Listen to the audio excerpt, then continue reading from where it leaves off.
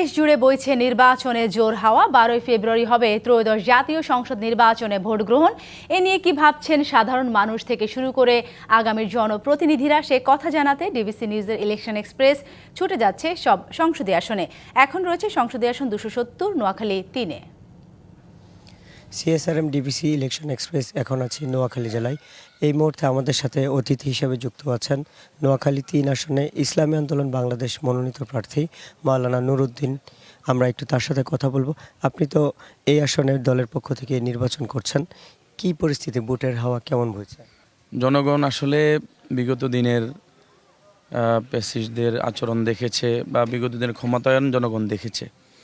আসলে জনগণ তো তাদের অধিকার তারা ফিরে পায় নাই। এজন্য তারা আশা করতেছে ইসলামী আন্দোলন প্রার্থী বা আমরা যদি ক্ষমতা আসতে পারি তাহলে জনগণ তাদের কাঙ্ক্ষিত আশা, তাদের প্রত্যাশা তারা তো পূরণ হবে। এজন্যই তারা আমাদের আগ্রহে আমাদের ডাকে সাড়া দিচ্ছে। তারা আপনার মতো অন্য প্রার্থীরাও একই কথা বলছে, তাহলে ভোটের লড়াইটা কেমন জমবে, কি মনে হয়? ভোটের লড়াই আমার বেগমগঞ্জের কথা আমি বলি, খুব ভালোই জমবে। তবে এখনও কিন্তু আমরা আশঙ্কা মুক্ত নই। এখনও ভোটটা প্রশ্নবিদ্ধ হওয়ারও সম্ভাবনা রয়েছে প্রশাসনিক সহ বিভিন্ন দিক থেকে। তবে জনগণের তৃণমূল দিক থেকে আমরা ভালো সাড়া দেখতেছি।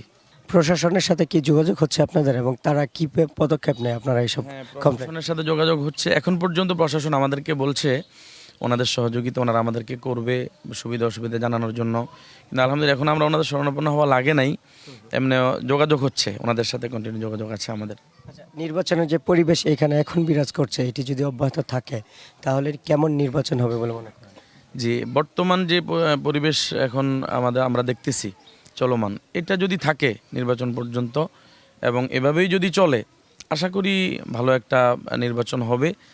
জনগণ যদি আপনাকে রায় দেয়, আপনি যদি নির্বাচিত হন, তাহলে মানুষের জন্য কি করবেন, আপনার মাস্টার প্ল্যান কি?